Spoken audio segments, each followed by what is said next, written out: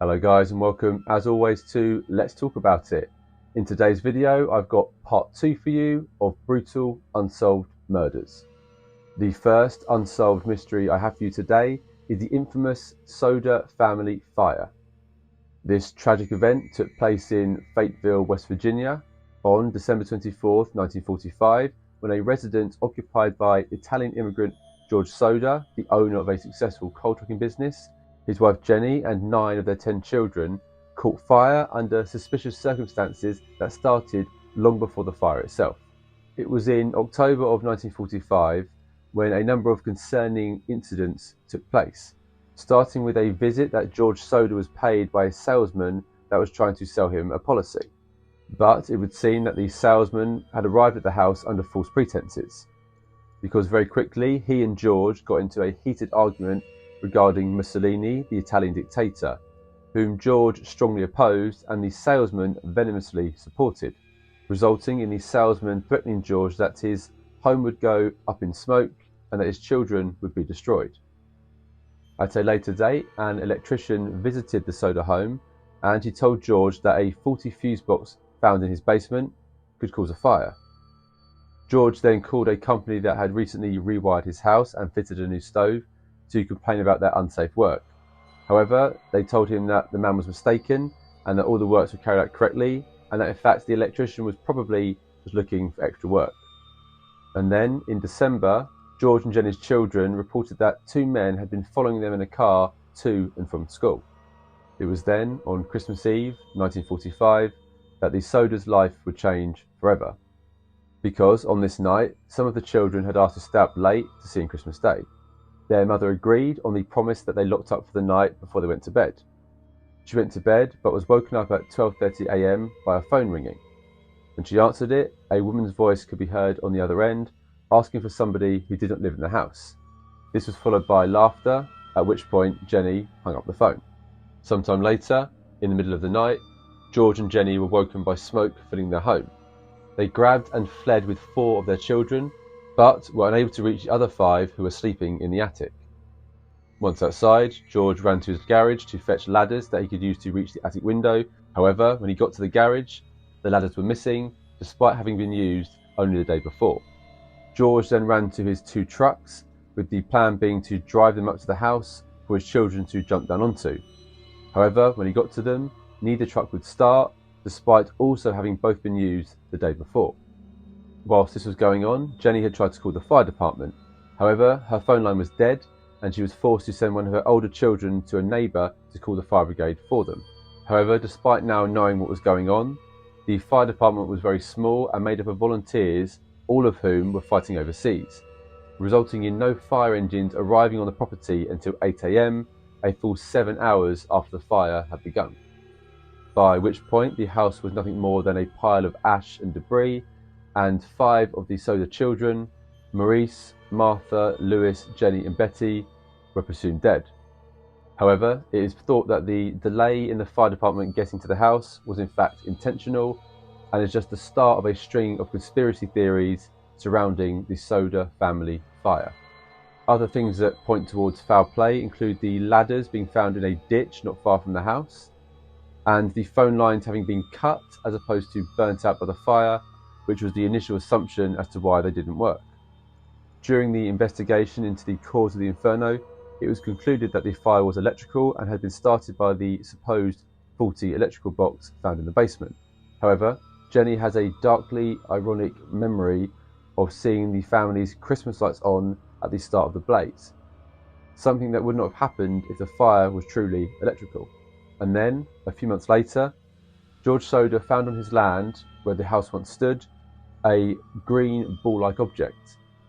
He concluded that it was a pineapple bomb, and then he recalled his wife's story of hearing a thud on the roof followed by a rolling sound, leading the family to believe that the fire had in fact started on the roof and not in the basement as they'd been led to believe.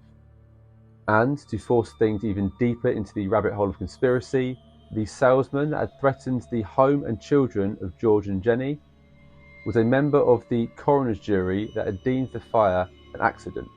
Whilst this information caused the Sodas to doubt everything they'd been told about the case, A key factor made them believe for the remainder of their lives that their 5 children had in fact survived the fire. This is for the simple and understandable fact that no bodies were found at the scene of the fire.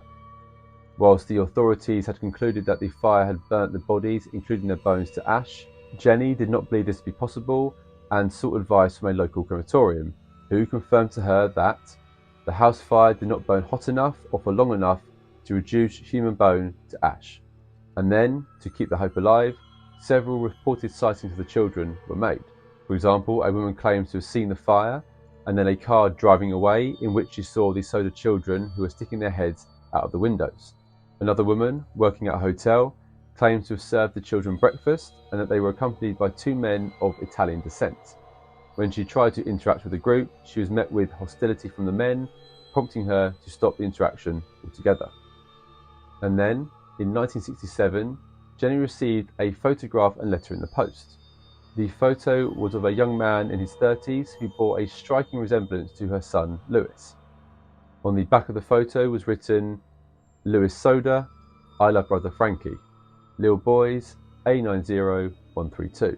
Whilst the message itself meant very little to the Sodas, a letter that came with it had been postmarked in Central City, Kentucky, prompting them to hire a private investigator. However, the investigator instead fled with their money, never to be seen again, and this would be the last lead the Soda family would ever receive.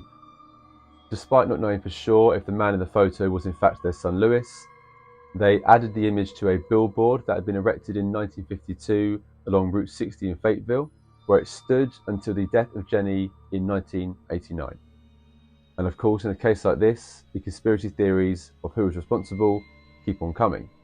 The first prominent theory is that the family had been targeted by the Italian immigrant community, who were big supporters of the Italian dictator Benito Mussolini, whom George Soda opposed. This theory carries some weight due to the argument George had with the salesman, because not only did this man make specific threats that came true, he also said to have expressed his motives as to why the crime would take place, because he reportedly said, "You're going to be paid for the dirty remarks you've been making about Mussolini."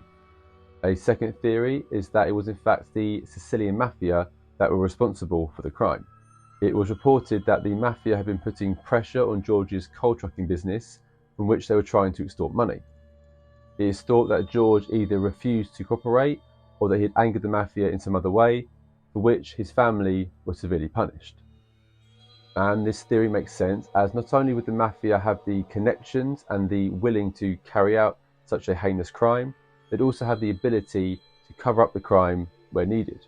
Now then, in the case of both theories, the question comes up as to why would they take the Soda children in the first place? And the answer is always the same: to inflict maximum suffering on their parents. A pain that both George and Jenny Soda would take to their graves, and were left wondering for the rest of their lives what really happened to their children. The next unsolved crime I have for you is a triple homicide known as the Gatton murders. This took place between 10 p.m. and 4 a.m.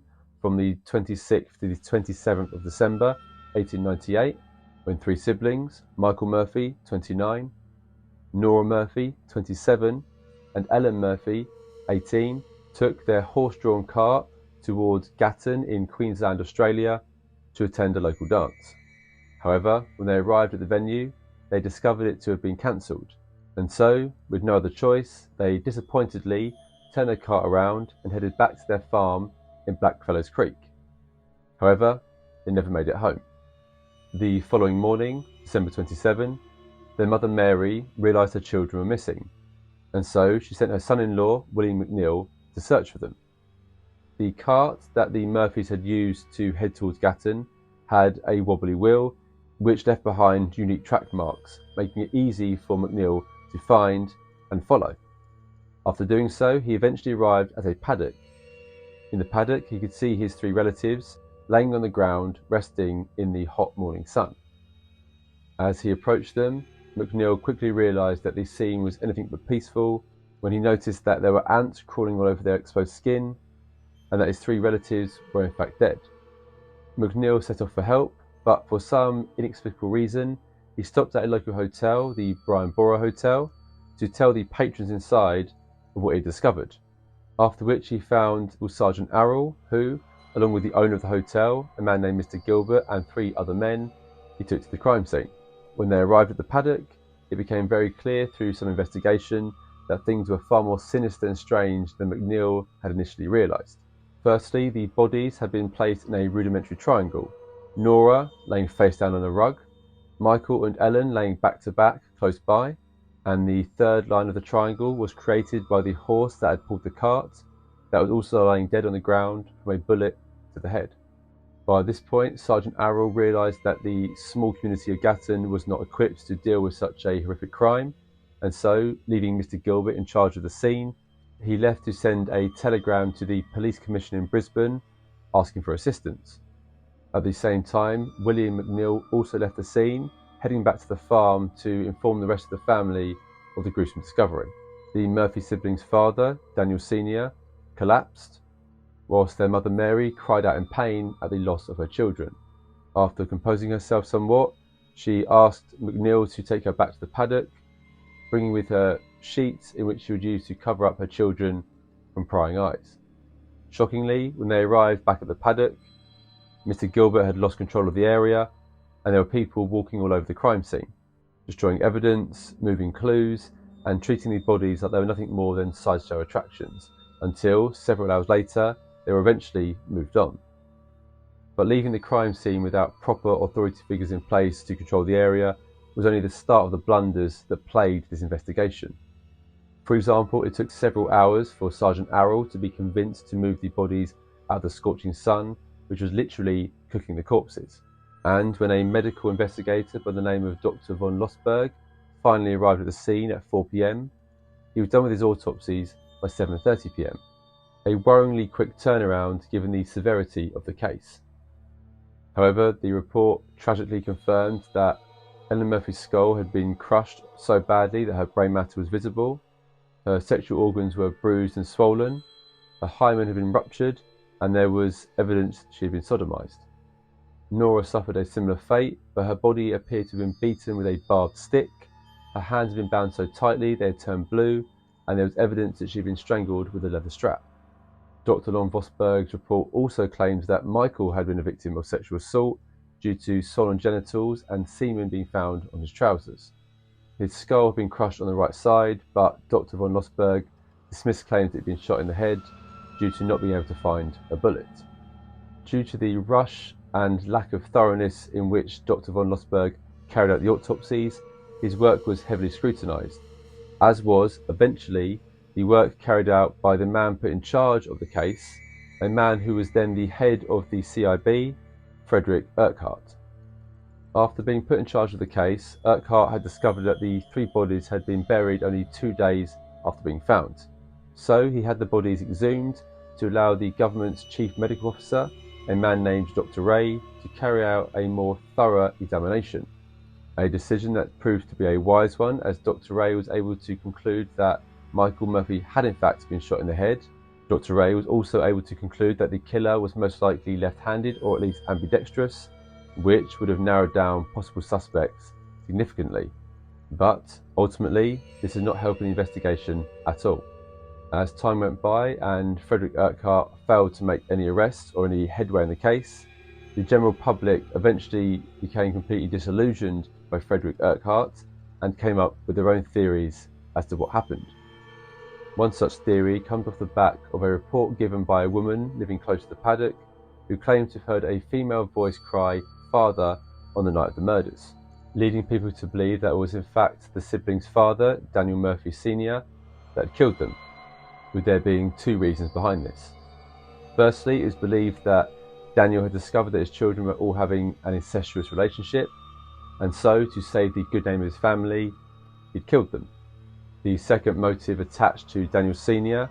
was that it was him that was having the incestuous relationship with his daughters, and after being found out by his son Michael and threatened with exposure, he decided to silence the 3 of them for good. There was also the theory that Michael Murphy was not in fact the upstanding citizen he portrayed himself to be, with it being said that he had had and was having a number of affairs with women from Gatton. One of these women was named Kate Ryan, and, after becoming impregnated by Michael Murphy, had died in childbirth. And so the theory goes that out of revenge, the loved ones of Kate Ryan had sought revenge on the Murphys, resulting in the death of Michael, Ellen, and Nora. But then we have two suspects who are much more likely to have been responsible for the murders. Firstly, William McNeil, the Murphy's son-in-law and the man that discovered the bodies, had become a prime suspect. McNeil was known, at times, to have a bad relationship with his in-laws, often leading to tensions between them. It is then claimed that on Boxing Day, McNeil had gone to the horse races where he had got extremely drunk. When he returned to the farm, he offered the Murphy siblings a ride to the dance.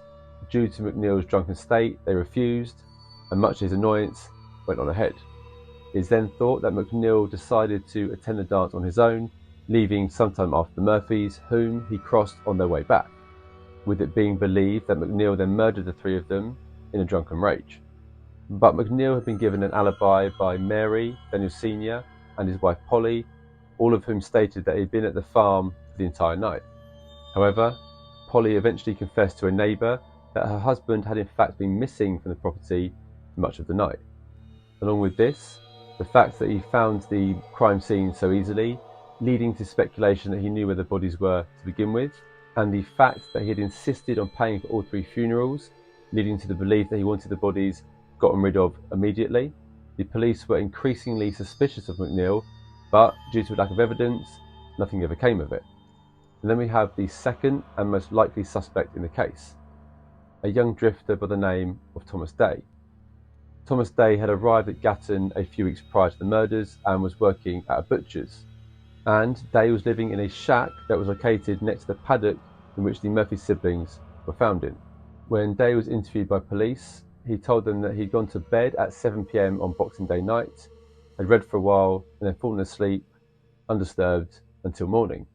However, when talking to Day's employer, he told them that between the hours of 8 and 9 p.m. on Boxing Day night, he put on a fireworks display on the grounds in which Day's shack was located, making it seem increasingly unlikely that Day would not have been disturbed by the fireworks.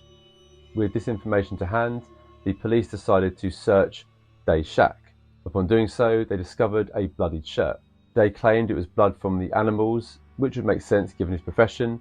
For some reason, the police decided to not take the shirt away with them, told him not to wash it, but Thomas Day did so anyway. Despite so much circumstantial evidence pointing towards Thomas Day being the most likely killer of the Murphy siblings, Frederick Urquhart refused to see Day as a viable witness and dismissed him as a suspect altogether. His reason for this is because when they first encountered Day, he's reading a book of 14th century Italian poetry. Because of this, Urquhart decided that he could not possibly have carried out the crimes, because for him, no educated man was capable of committing murder. Urquhart then gave Day personal permission to leave the area, and the case eventually ran cold. However, on October 27, 1900, the body of a man named Theo Farmer was discovered. He had died of a result of a self-inflicted gunshot wound and had left a suicide note. Whilst the note was not a direct confession, the words written in the letter linked Theo Farmer heavily to the Gatton murders. But Theo Farmer wasn't just another person involved in the case. Theo Farmer was the alias of Thomas Day, the man that Frederick Urquhart had let go, and the man that most people believe to have committed the crime that has haunted Gatton ever since.